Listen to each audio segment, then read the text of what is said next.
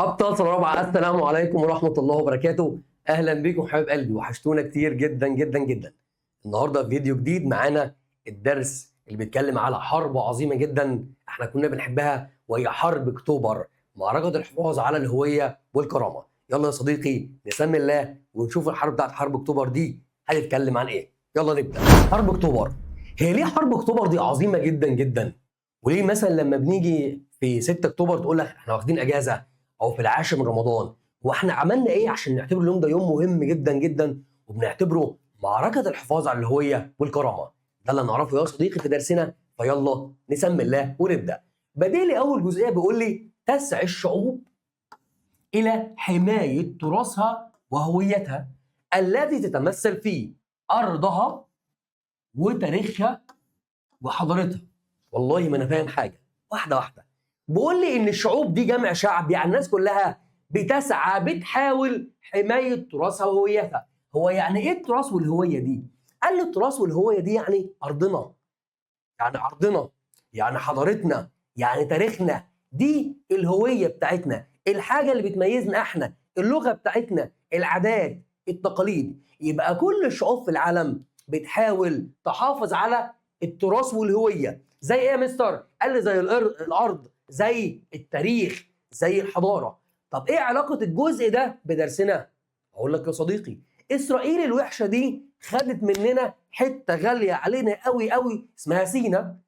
كان لازم نحاول ان احنا نرجع سينا ونحافظ على مين؟ على تراثنا وهويتنا، اللي هو بقى مين؟ اللي هي تاريخنا وحضارتنا وكمان ارضنا. لازم نرجع سينا. يبقى الجمله دي جايبها لي عشان يقول لي لازم قوي قوي نحافظ على تراثنا اللي هو متمثل مين؟ في ارضنا، ولازم نرجع سينا من العدو اللي خدها مننا. تمام يا مستر. بيقول لي عندما تتعرض هذه الهويه للخطر، لما الارض او التاريخ او الحضاره يتعرضوا للخطر تعمل ايه؟ قال لي تقف الشعوب بكل قوه واصرار علشان تدافع عنها بكل ما تملك. يبقى النتيجه المترتبه لما تعرضت سينا للخطر وخدوها الاسرائيليين عملنا ايه؟ قال لي الشعب المصري وقف بشجاعه واصرار علشان يرجع سينا ويدافع عنها بكل ما يملك. ماشي يا مستر. هنا قيمه لازم اتعلمها. بيقول لي ان الارض دي تمثل الشرف. في مثل زمان كده تسمعه من بابا او من جد يقول لك بقى مين؟ الارض عرض. يعني ايه يا مستر؟ يعني عرضنا، يعني شرفنا. الارض دي بتاعتنا لازم نرجعها، ولازم نحافظ على كل حبه رمل في سينا، دي بتاعتنا احنا. ما ينفعش اسرائيل تيجي تاخد منها حته. زي النهارده يا صديقي لما بنشوف الفلسطينيين وهم واقفين شجعان بيحاربوا على ارضهم، مش عايزين اسرائيل تاخد فلسطين. احنا في 73 في حرب السادس من اكتوبر عملنا ايه؟ قال لي حاربنا بقوه واصرار، وقفنا امام اسرائيل وقلنا لهم لا مش هتاخدوا ارضنا. يبقى الارض تمثل الشرف، واستردادها ده واجب علينا، ده واجب وطني على كل شخص ان هو يسترد الارض بتاعته. والحفاظ على الارض يعني الحفاظ على كرامه وهويه الشعوب. احنا بنحافظ على ارضنا، بنحافظ على تاريخنا، بنحافظ على حضارتنا. تعال نشوف بقى اسرائيل خدت مننا ازاي سينا. احتلال اسرائيل لسيناء. اسرائيل الوحشه دي خدت مننا مين؟ سينا. يعني خدتها مننا. قال لي احتلت اسرائيل جزءا عزيزا، يعني غالي علينا جدا، من الاراضي المصريه، وهو شبه جزيره سيناء سنه 1967. طب وكمان يا مستر، وكمان عملوا خط كبير قوي قوي قوي اسمه خط بارليف. دايما تسمع عن خط بارليف بس ما تعرفش يعني ايه خط بارليف. هو فعلا خط، هو ده خط بارليف يا مستر الخط ده؟ اقول لك لا يا صديقي. ايه خط بارليف ده؟ قال لي خط بارليف ده عباره عن ساتر ترابي كبير جدا، كميه كبيره جدا من فين؟ من التراب، عباره عن كميه كبيره قوي قوي تراب. طب وكمان يا مستر عباره عن ايه؟ قال لي فوق منه اسلاك شائكه والغام، حاجات بتفرقع، ومدافع. كل ده يا مستر وخرسانات. ده اسمه خط بارليف. عملته اسرائيل على مين؟ على الضفه الشرقيه لقناه السويس. عملته فين؟ على الضفه الشرقيه لقناه السويس. يبقى اقامت اسرائيل تحصينات كثيره. خط بارليف. قال لي اقامت، ده خط بارليف. اقامت يعني عملت اسرائيل تحصينات كثيره على قناه السويس عرفت باسم مين؟ خط بارليف. خط مين؟ بص يا صديقي، قناه السويس عندنا عامله ازاي؟ وليكن دي عندنا ادي مصر.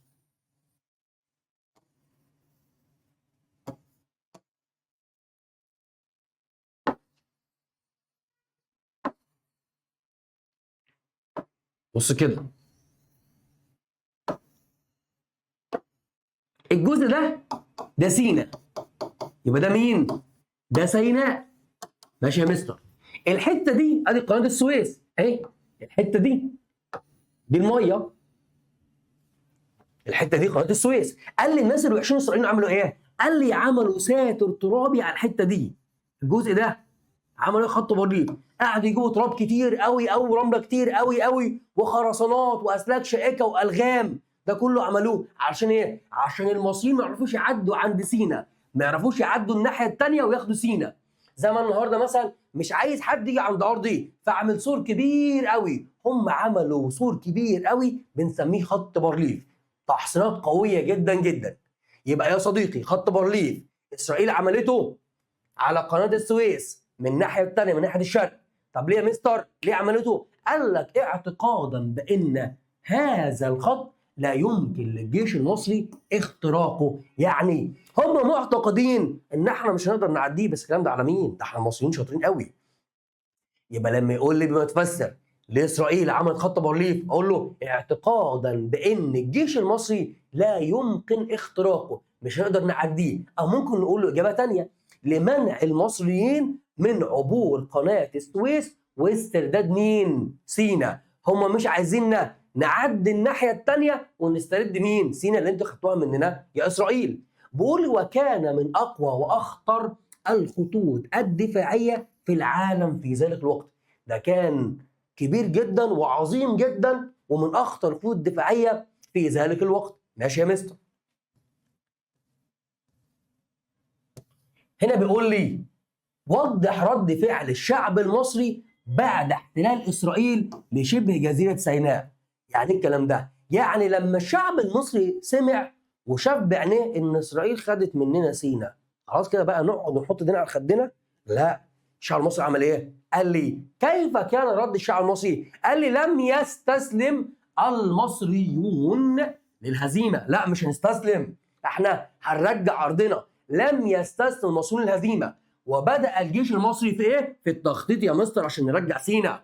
احنا اول ما خدوا مننا سيناء بدأنا من اليوم اللي بعده على طول نخطط بقى ونحط الخطط عشان نسترد سيناء مرة تانية. يبقى لم يستسلم الجيش المصري، الشعب المصري ابدا، وبدأ الجيش المصري في التخطيط لاستعادة مين؟ لاستعادة اراضيهم. طب تعال نحل شوية يلا بسرعة. بيقول لي هنا صواب ام خطأ؟ الدفاع عن الاراضي والحفاظ عليها واجب وطني. اقول له طبعا يا مستر ده صح، ده واجب علينا كلنا. بما تفسر اقامه اسرائيل لخط بارليف على قناه السويس. ليه اسرائيل عملت خط بارليف؟ تقول لي يا مستر اعتقادا بان الجيش المصري لا يمكن اختراقه. هم عندهم معتقدين ان احنا مش هنقدر نعدي خط بارليف. اللي بعده يا مستر خطوات بقى مين؟ تحقيق النصر. خطوات تحقيق النصر يعني يا مستر، يعني احنا اول ما اسرائيل خدت مننا سينا جينا تاني يوم كده يلا يا مستر نحارب ناخد سينا؟ لا، دي اسمها خطوات واحده واحده.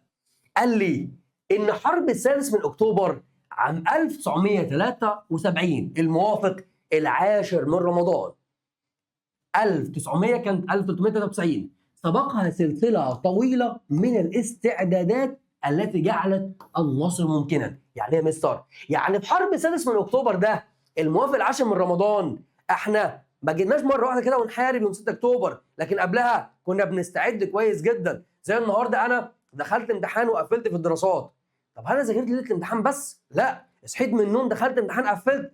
تقول لا يا مستر ده انا بقالي ترم كامل بذاكر وبجتهد وبراجع واشوف محاضرات مستر ايمن، فانا بجتهد كتير قوي وبراجع كتير قوي. هنا برضو كان عندنا ايه؟ قال لي سبق حرب السادس من اكتوبر سلسله، يعني مجموعه طويله من الاستعدادات جعلت النصر ممكن. احنا نقدر عشان احنا استعدينا صح. وعشان كده بقول لي مثلت هذه الاستعدادات محطات لتحقيق النصر. دي كانت محطة بتسلم محطة، يعني خطوة بتسلم خطوة عشان نحقق مين؟ النصر. تعال نمسك أول خطوة.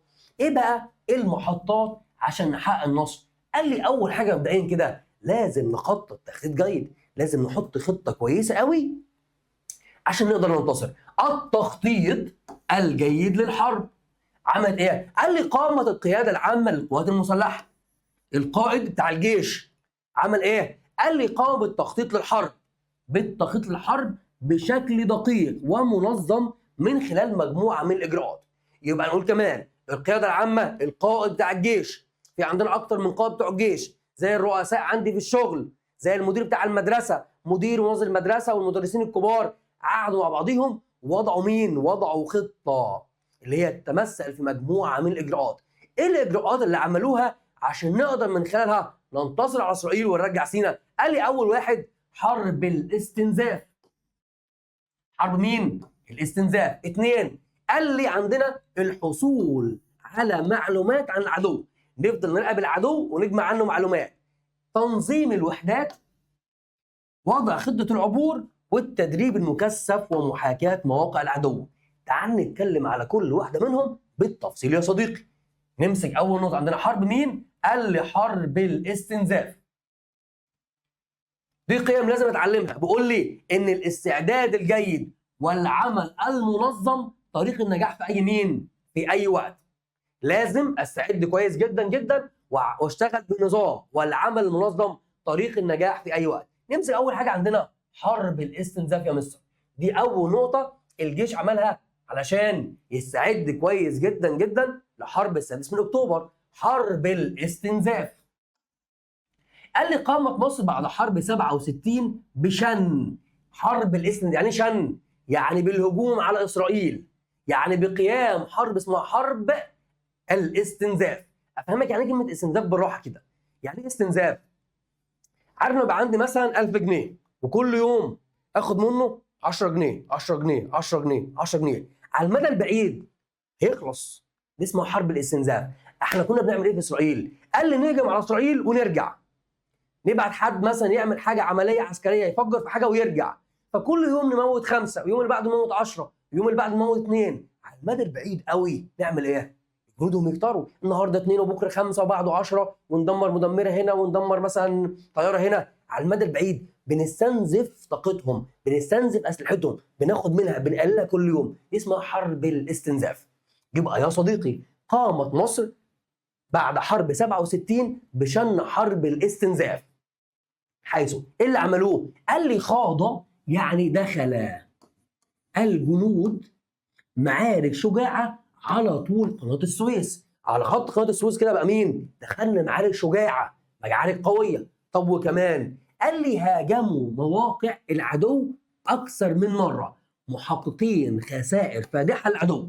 يبقى ندخل في معارك كتير قوي ونعمل بقى مين؟ ونهاجم العدو، نروح نهاجم على العدو مره واحده، وقدرنا ان احنا نحقق خسائر كبيره للعدو، نخسره كتير قوي في الدبابات والطائرات والجنود. يبقى هاجموا مواقع العدو اكتر من مره، محققين خسائر فادحه يعني كبير للعدو. طب ايه كمان يا مستر؟ قال لي كانت هذه الحرب طريقا الى نصر اكتوبر. يعني ايه الكلام ده يا مستر؟ يعني الخطوه اللي وصلتنا لنصر اكتوبر بدات من فين؟ من حرب الاستنزاف. زي النهارده وصول للدرجه النهائيه في الدراسات ان انا بتابع اول باول محاضره بمحاضره. يبقى يا صديقي دي حرب مين؟ حرب الاستنزاف. طب رقم 2 قال لي الحصول على معلومات عن العدو. هو ايه الفايده ان انا اجيب معلومه عن اسرائيل؟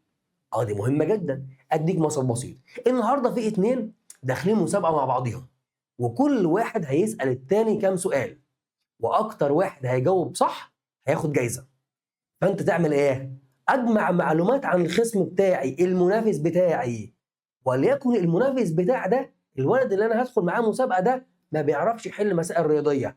انا اعمل ايه؟ اجهز مسائل رياضيه صعبه عشان ازنقه فيها وما يعرفش، فانا انتصر. هو ده اللي عملناه في مين؟ في حرب السادس من اكتوبر. نعرف نقاط ضعف العدو. انت ضعيف في مين؟ انت ضعيف في الطائرات، اضربك في الطائرات. انت ضعيف مثلا في الصواريخ، ابعت لك صواريخ. انت ضعيف مثلا في القوات البريه ماشيه على الارض، نبعت لك قوات بريه. يبقى يا صديقي بكل بساطه فضلنا نجمع معلومات عن مين؟ عن العدو. تقول لي يا مستر هو مين اللي بيجمع لنا معلومات؟ حد بيكلمنا في التليفون؟ اقول لك عندنا حاجه اسمها مين؟ اجهزه المخابرات. أجهزة مين؟ المخابرات المصرية. بيقول لي عملت أجهزة المخابرات المصرية عملت إيه؟ على جمع معلومات عن العدو. هنجمع معلومات كتير قوي قوي عن العدو. ليه؟ قال لي بما تفسر لمعرفة نقاط ضعفه، عشان أعرف أنت ضعيف في إيه وأقدر أبعت لك اللي يهزمك. لمعرفة نقاط بقى مين؟ نقاط ضعفه. زي النهارده وليكن أنا مثلا بلاعب حد كورة، وعارف بقى مين؟ ان عندهم حارس المرمى ده ما بيعرفش يصد اي كره ارضي، فاعمل ايه؟ نتفق مع بعضنا الفريق بتاعنا نقول له هنروح عند الجون ونعمل ايه؟ ونشوط عليه بس ارضي عشان هو ما بيعرفش يصد الكرات الارضيه. من خلال ذلك ننتصر. عرفنا نقاط الضعف اللي عند الراجل ده. احنا عرفنا نقاط ضعف اسرائيل من خلال جمع المعلومات من خلال اجهزه المخابرات المصريه. ماشي يا مستر؟ يبقى عندنا حرب الاستنزاف بالحصول على المعلومات. طب جيم يا مستر نعمل ايه؟ قال لي تنظيم الوحدات. يعني اصلا كلمه الوحدات، قال لي تنظيم الوحدات ده اللي هو الكتائب، اللي هو الكتيبه. الكتيبه دي مجموعه من الجنود معاهم مجموعه من الضباط وقائد، يروحوا يعملوا مهمه ويرجعوا، يحاربوا ويرجعوا. قال لي تنظيم الوحدات، قال لي تم تنظيم وحدات الجيش بما تفسر. ليه يا مستر؟ قال لي ضمان تأدية مهمة، عشان نبقى ضامنين ان كل كتيبة كل وحدة هتأدي المهمة بتاعتها على أكمل وجه. ماشي يا مستر؟ طب إيه كمان عندنا؟ قال لي التدريب المكثف. يعني ايه تدريب مكثف؟ يعني تدريب كتير قوي. زي النهارده انا متأخر في المنهج، هعمل بقى مين؟ مراجعة مكثفة، بدل ما اراجع درس ارجع اثنين، بدل ما اراجع اثنين ارجع اربعة. ده اسمه المذاكرة المكثفة. هم بيعملوا تدريب مكثف، كل يوم بنتدرب اكتر واكتر واكتر. قال لي التدريب المكثف للجيش. طب وكمان محاكاة نماذج من مواقع العدو المستهدفة. ايه ده؟ انا فهمت يعني ايه تدريب مكثف يا مستر، يعني هنتدرب كتير. امال يعني كلمة محاكاة نماذج من مواقع العدو المستهدفة؟ يعني يا صديقي نعمل بالظبط زي المواقع الإسرائيلية. يعني عندهم مثلا المكان ده خزين سلاح او مخزن للسلاح، نعمل ايه؟ قال لك نعمل زيه عندنا في مصر على ارضنا في المكان اللي بنتدرب فيه، وازاي نقدر ندخله ونقتحمه، ازاي نقدر ندمره. زي النهارده مثلا لما يجي مستر ايمن يعمل لي اكتر من نموذج لشكل الامتحان بالظبط قبل الامتحان، ويقول لي اتدرب عليهم، فانا اتدرب على الامتحان وكاني بحل امتحان اخر السنه. ازاي اتدرب؟ انا عمال لي مستر ايمن بقى مين؟ محاكاه لنموذج الامتحان. احنا بنعمل ايه؟ محاكاه لمواقع العدو المستهدفه اللي انا عايز اروح عندها وادمرها، فاعمل زيها وادمرها. اعرف ادخلها ازاي؟ اخرج منها ازاي؟ ايه اللي ممكن يواجهني؟ يبقى عندنا التدريب المكثف وكمان محاكاه نماذج من مواقع العدو المستهدفه. طب اللي بعده قال لي عندنا خطه العبور. تم وضع خطه لعبور قناه السويس. ازاي نعدي قناه مين؟ قناه السويس من ناحيتنا لغايه الناحيه الثانيه. وضع خطه لعبور قناه مين؟ قناه السويس. طب ايه كمان يا مستر؟ قال لي عندنا اعداد الجيش. يبقى اول حاجه عملنا مين؟ عملنا خطه كويسه جدا، وبعد كده بقى مين؟ نعمل اعداد الجيش. ازاي نجهز الجيش؟ ينفع نصحى الصبح كده ونقول يلا بينا نحارب؟ تقول لا يا مستر لازم نجهز جيشنا كويس جدا. طب ازاي نجهزهم؟ قال لي اول حاجه نرفع الروح المعنويه للجنود. يعني ايه؟ نخلي الجنود كده عندهم روح معنويه ونفسهم يحاربوا، نشجعهم.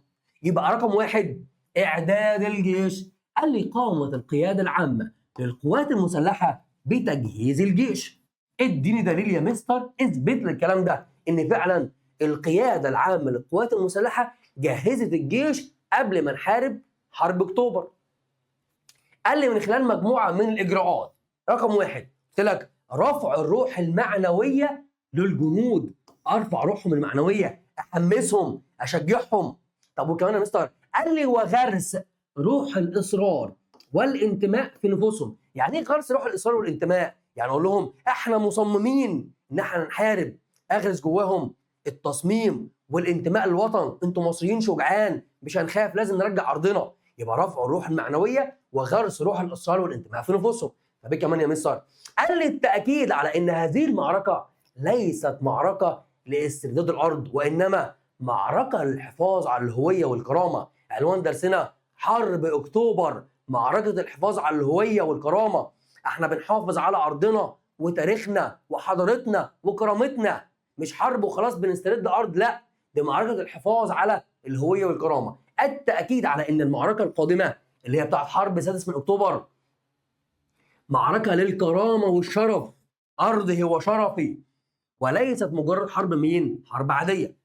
كمان ندرب زي ما درست فيهم روح الإصرار والانتماء ورفع الروح المعنوية، لازم برضه أدربهم. ما هو الروح المعنوية مش بس اللي هتحارب، لازم التدريب. يبقى يا صديقي تدريب الجنود والضباط تدريبا قويا ومنظما، لازم ادربهم تدريب كويس جدا ومنظم، بالاضافه الى اطور الاسلحه. ما ينفعش يستخدموا اسلحه قديمه. يعني مثلا ما تقولوش بامين انت حمستني كويس قوي وشجعتني وكمان ضربتني كويس، ازاي استخدم مثلا المطوه؟ ايه ده؟ او استخدم سكينه؟ لا، مش هحارب، انا عايز اسلحه متقدمه. يبقى يا صديقي بيقول لي ايه هنا؟ تطوير الاسلحه والمعدات وصيانتها باستمرار، اصينها على طول عشان ما تعطلش، عشان اليوم اللي هنبقى فيها نحارب تبقى كل حاجه جاهزه وتمام. يبقى تطوير الاسلحه والمعدات وصيانتها بمين؟ باستمرار. ده يا صديقي ان القوات المسلحه قامت بتجهيز الجيش قبل حرب اكتوبر. طب ايه اللي بعدها؟ يقول لي بقى مين؟ تعد حرب اكتوبر دي حرب ايه؟ قال لي تعد حرب اكتوبر المجيده عام 1973 من اعظم الاحداث في تاريخ مصر الحديث. ليه؟ ليه حرب اكتوبر دي هي من اعظم الاحداث في تاريخ مصر الحديث؟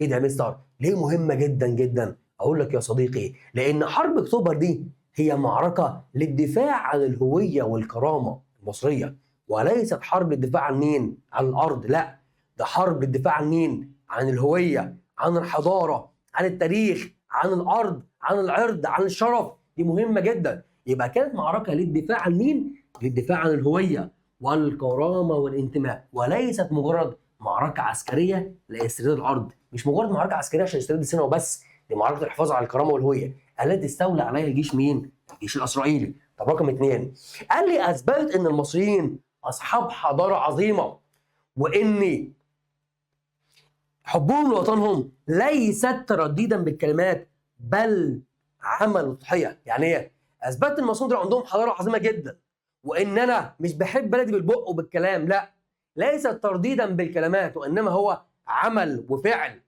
انت بتحبني؟ لا، اثبت لي انك بتحبني، مش بالكلام، اثبت لي بالافعال.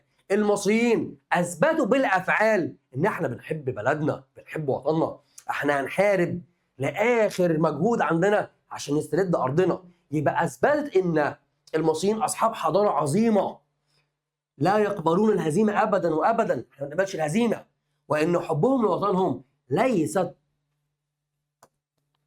ليست ترديدا بالكلمات فقط بل عمل بقى مين؟ بل عمل وتضحيه. عشان كده حرب اكتوبر دي هي من اعظم الاحداث في تاريخ مصر الحديث. ماشي يا مصر؟ اللي بعده.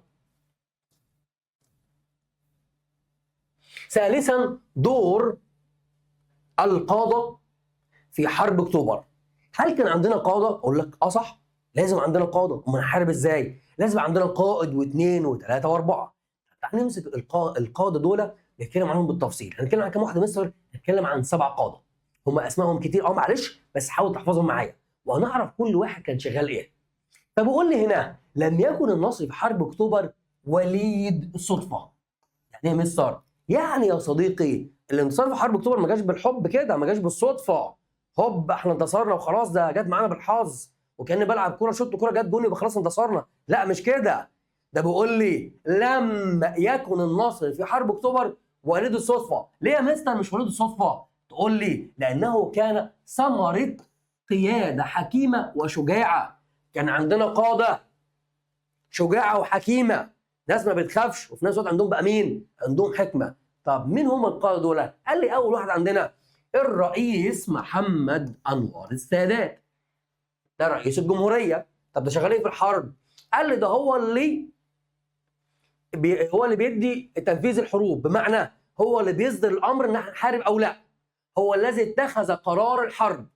يبقى الرئيس محمد انور السادات هو الذي اتخذ قرار الحرب. طب رقم 2، قال لي كمان هو القائد الاعلى للقوات المسلحه المصريه. اعلى رتبه كبيره خالص في الجيش هو مين؟ الرئيس الجمهوريه.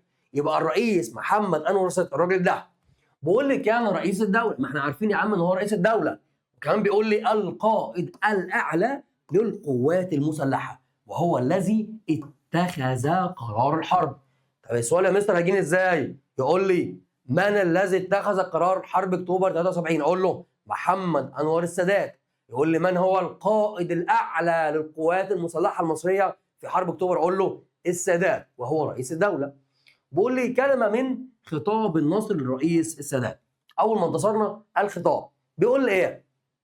تمكنت القوات المسلحه المصريه من اقتحام مانع قناه السويس اللي هو خط بارليف واجتياح خط بارليف المنيع بعد ان افقدت العدو توازنه في 6 ساعات. لقد كانت المخاطر كبيره وكانت التضحيات عظيمه وكانت النتائج المحققه من حربنا هائله. فعلا التضحيات عظيمه لكن النتائج المحققه دي هائله، دي كبيره جدا وجدا. ده جزء من كلمه الرئيس محمد انور السادات بعد حرب اكتوبر والانتصار على مين؟ على اسرائيل. طب تعالى نشوف بقى مين القاده اللي بعدهم. ده اول واحد رئيس الجمهوريه محمد انور السادات الذي اتخذ قرار حرب. اللي بعده قال لي الفريق اول احمد اسماعيل. وكلمه فريق ده يا صديقي يعني ايه؟ الرتبه بتاعته زي ما اقول الضابط فلان، الملازم فلان، النقيب فلان، اللي هو فلان. ده الفريق اول احمد اسماعيل. قال لي كان وزير الحربيه وفي نفس الوقت القائد العام للجيش. ركز قوي، القائد العام احمد اسماعيل، القائد الاعلى للقوات المسلحه الرئيس السادات. طب اللي بعده قال لي الفريق سعد الدين الشاذلي. ده كان رئيس اركان حرب القوات المسلحه، رئيس اركان القوات المسلحه. طب اللي هو محمد عبد الغني الجمسي، محمد عبد الغني الجمسي رئيس هيئه عمليات القوات المسلحه، رئيس هيئه عمليات القوات المسلحه. عندنا حاجه اسمها هيئه العمليات، حاجه كده هيئه بقى مين؟ هي اللي بتختار التوقيت ان احنا نحارب امتى، وهو الراجل ده اللي اختار التوقيت ان احنا نحارب الساعه 2 الظهر. عايز اقول لك ان الجيش المصري العظيم حارب الساعه 2 الظهر يوم 10 رمضان والجنود كانوا صايمين والقاده، وده جبروت عشان نفاجئ العدو نديله على طول مره واحده كده. اللي بعده اللواء فؤاد ذكري. شغال ايه يا عم فؤاد؟ قال لك ده قائد القوات البحريه. طب اللي بعده عندنا مين؟ قال لي عندنا محمد حسني مبارك قائد القوات الجويه اللي هو سلاح الطيران. طب اللواء مين؟ محمد علي فهمي قائد قوات الدفاع مين؟ الجوي. يبقى يا صديقي عندنا كم واحد؟ عندنا 7. الرئيس محمد انور السادات هو الذي اتخذ قرار الحرب. عندنا الفريق احمد اسماعيل، قول معايا، ده وزير الحربيه والقائد العام للجيش. عندي سعد الدين الشاذلي رئيس اركان القوات المصريه. عندي كمان محمد عبد الغني الجمسي رئيس هيئه عمليات القوات المسلحه المصريه. عندي محمد حسني مبارك قائد القوات الجويه. عندي فؤاد ذكري قائد القوات البحريه. عندي اللواء محمد علي فهمي قائد قوات الدفاع مين؟ الدفاع الجوي. اللي بعده يا مستر هنا بيقول لي بقى مين؟ يوم النصر. ايه اللي حصل في يوم النصر ده؟ قال لي بدأت الحرب بضربة قوية من الطائرات المصرية. يعني ايه الكلام ده يا مستر؟ يعني أول سلاح بوم ضرب في إسرائيل كان سلاح مين؟ سلاح الطيران، الطائرات المصرية. يبقى بدأت الحرب بضربة قوية من الطائرات مين؟ المصرية، التي انطلقت من المطارات المصرية واتجهت نحو مواقع العدو في سيناء. يبقى يا صديقي ايه اللي حصل؟ الطائرات المصرية بتاعتنا طلعت من مكانها من الطائرات بتاعتنا وراحت بقى مين؟ على مواقع العدو اللي فيها العدو وضربته ضربه جويه ناجحه. هنا يقول لي ما النتيجه المترتبه على ايه اللي ترتب لما ضربنا اسرائيل بالطائرات؟ بيقول لي ادى ذلك الى تدمير الكثير من مواقع العدو اللي هي مسميها مواقع القياده، الاماكن اللي قاعدين فيها الاسرائيليين عشان يقودوا الحرب. بيقول لي قامت بتدمير مراكز القياده وكمان المطارات التي كانت تستخدمها اسرائيل. يبقى نقول كمان الجزء ده مهم جدا. يبقى بدأت الحرب بضربة قوية من الطائرات المصرية. أول سلاح ضرب سلاح الطيران التي انطلقت من المطارات المصرية، طلعت من المطارات المصرية راحت على مين؟ على مواقع العدو. إيه اللي ترتب لما راحت على مواقع العدو في سيناء؟ بيقول لي قامت بتدمير مراكز القيادة والمطارات التي كانت تستخدمها اسرائيل. ده رقم واحد. طب رقم اتنين يا مستر ايه اللي حصل؟ بقول لي بدأ جنود مصر الابطال عبور قناه السويس. طب بتفسر ليه عبرنا قناه السويس؟ عشان نحرر ارض مين؟ نحرر ارض سيناء. كلمه نحرر يعني نرجع ارض سيناء. ادي الطائرات اهي، وادي بقى مين؟ وادي العبور. شايفين؟ ادي المراكب اهي بتعدي الناحيه الثانيه. طب بقول لي بقى مين؟ اول ما عدينا الناحيه الثانيه لقينا مين في وشنا؟ بوم، لقينا خط بارليف. نعمل ايه؟ قال لي ندمره. قال لي استخدمنا خراطيم المياه في تدمير خط بارليف المنيع. يبقى استخدم الجنود استخدموا ايه؟ خراطيم مياه قويه بتفسر لتدمير الحاجز الترابي العالي الذي اقامه العدو الاسرائيلي اللي هو خط بارليف. استخدم الجنود خراطيم المياه قويه جدا لتدمير خط بارليف الحاجز الترابي العالي الذي اقامه العدو الاسرائيلي. ثم عبروا القناه الجنود في قوارب صغيره وهم يرفعون بامين علم مصر بكل فخر وشجاعه. عدوا في مراكب صغيره في قوارب صغيره وهم يرفعون علم مصر. احنا مش خايفين، احنا بنعدي اهو قدام الناس كلها قناه السويس واحنا مش خايفين. في قوارب صغيره. طب بعد ذلك قال لي اقاموا جسورا عائمه. ايه الجسر العائم ده يا صديقي؟ دلوقتي النهارده انا عديت بمركب. طب هعدي ازاي الدبابه؟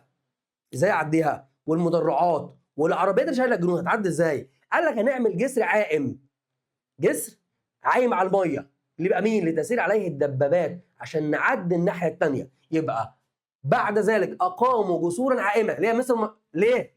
بما تفسر لتسير عليها الدبابات واستمروا في التقدم حتى الضفه الشرقيه للقناه. لغايه ما وصلوا فين؟ قلت لك الضفه الشرقيه اللي واخداها اسرائيل وعامله عليها خط بارليف. ماشي يا مستر. اللي بعده 5 بيقول لي نجح الجنود المصريون في القضاء على الاسطوره المزعومه بان الجيش الاسرائيلي لا يقهر ابدا. يعني ايه يا مستر؟ احنا حطمنا جيش اسرائيل اللي هم كانوا معتقدين، عندهم اعتقاد ان احنا جيشهم ده مش بيتهزم ابدا، لا احنا قدرنا عليه وهزمناه كمان. يبقى نجح الجنود المصريون في ايه؟ في القضاء على الاسطوره. ده اسطوره، ده كلام كذب.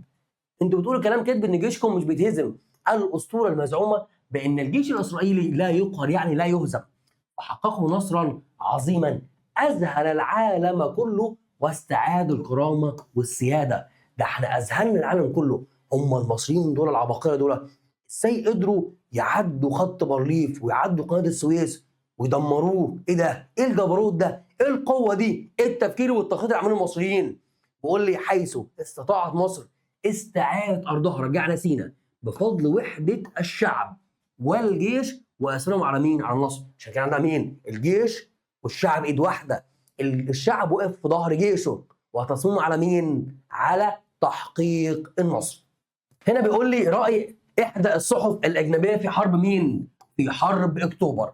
الصحف الاجنبيه دي كتبت عن حرب اكتوبر، قالت ايه؟